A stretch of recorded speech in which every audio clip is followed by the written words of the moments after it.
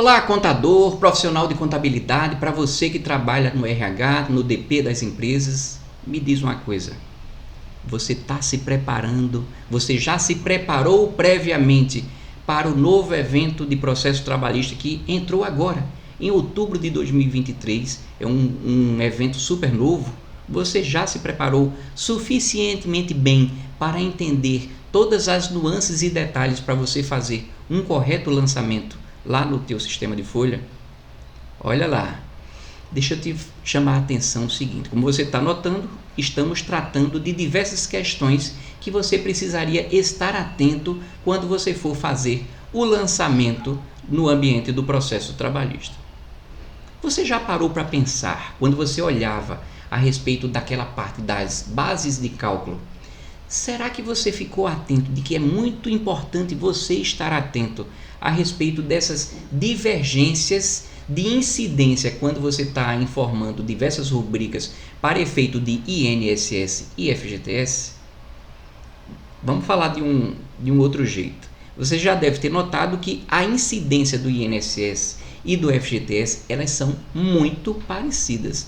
Quase sempre elas batem, mas existem algumas situações em que incide um, mas não incide outro. Às vezes, para efeito de INSS, um determinado valor ele pode vir consolidado, mas para efeito de FGTS, ele poderá vir a ser distribuído. Isso tem uma especial relevância quando você se depara com a situação em que você recebe um documento do advogado que declara que, de forma sintética, os valores que compõem aquele acordo ou aquela sentença. Diante dessa coisa sintética, você, para fazer aquela distribuição dos valores ao longo de todo o período laboral, você poderá ter algum tipo de dificuldade se você não levar em consideração algumas peculiaridades. Fica atento a isso, porque isso é muito importante. Diante de algumas coisas que eu já expliquei no passado, você poderia até supor que ao se deparar com um processo trabalhista, você hipoteticamente poderia decidir de uma forma perigosa para você e para o teu cliente, no sentido de se rebelar e dizer: eu não vou transmitir dados do processo trabalhista.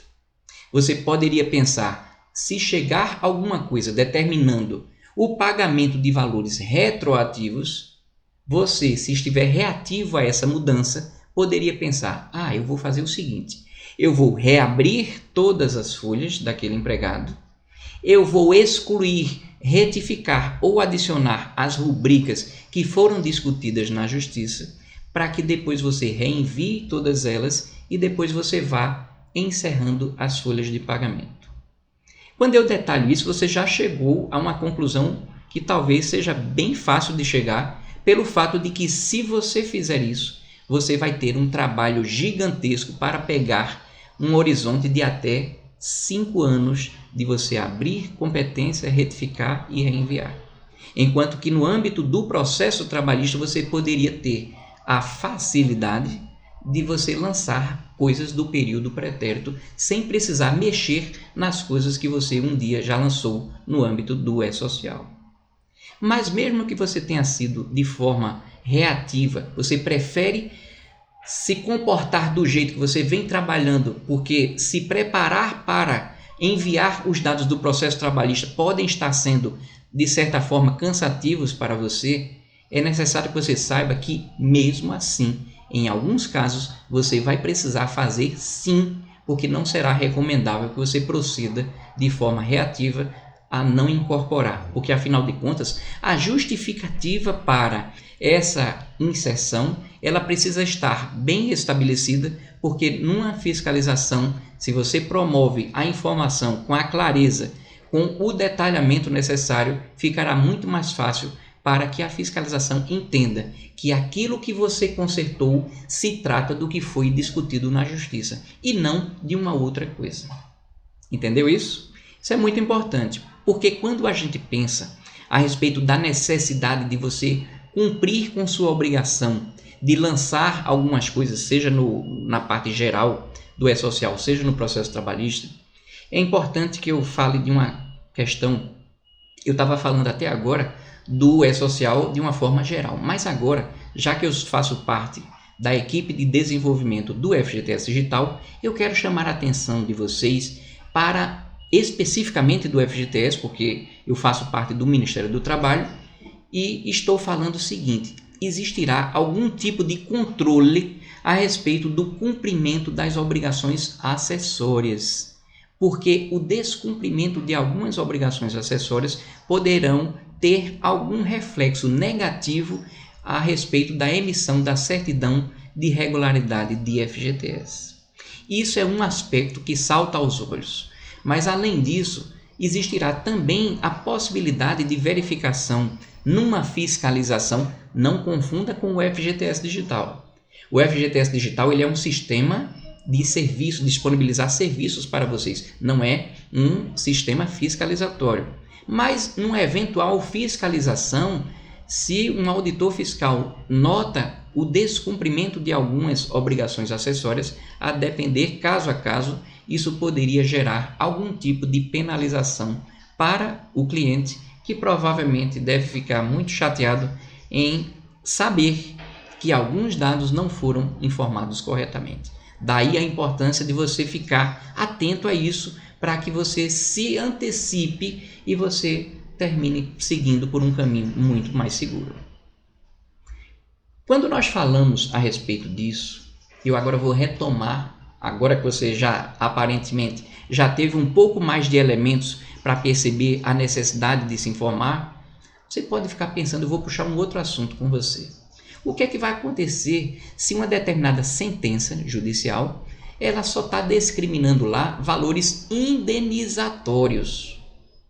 Indenizatórios. A tua mente pode ficar pensando: opa, se são valores indenizatórios, logo não vai incidir algumas coisas no âmbito do FGTS, do INSS. Será que isso sempre é verdade? Quando é que isso não é verdade? Você na tua mente já deve estar imaginando e relembrando alguns conceitos que já estão internalizados no teu conhecimento. Só falta você reproduzir tudo isso quando você for fazer a transmissão do processo trabalhista. Por quê? Porque você bem sabe que nem tudo que se chama indenizatório é realmente indenizatório. Isso é só um exemplo de coisas que você precisa se preocupar. Quando nós falamos de lançamentos de bases de cálculo, ocasionalmente num acordo ou numa sentença, estão contidos lá valores que são valores extra-folha. O que seriam valores extra-folha? Esse meu linguajar de valores extra-folha se reporta a valores que não haviam sido previamente reconhecidos pelo empregador, não estavam lançados no E-Social anteriormente. Só depois, na justiça ou no acordo, é que foi discutido e foi reconhecido ou foi determinado em juízo o pagamento daquelas diferenças. Esses valores extra-folha, você precisaria entender quando é que eles vão entrar, somente eles na base de cálculo, ou quando eles poderiam inclusive entrar somados à base de cálculo anteriormente já informada, seja ela no CEFIP, seja ela no próprio E-Social. Tudo isso tem a ver com marcos temporais de substituição do CEFIP para INSS e também do FGTS e também da versão 1.1 e 1.2, a depender de qual delas você está se utilizando. Você já estava atento a isso? É por isso, pessoal, que eu estou chamando a atenção de vocês a respeito desses detalhes, porque existem algumas sutilezas que você vai notar quando você está informando bases de cálculo, sejam elas do INSS, sejam elas do FGTS. Pois é, com tantos elementos que eu falei para vocês a partir de agora, mais uma vez eu toco naquele assunto. Não haja de forma intuitiva. Você está vendo um determinado campo, mas é necessário que você saiba o que, quando, quanto e como você vai lançar os dados do processo trabalhista.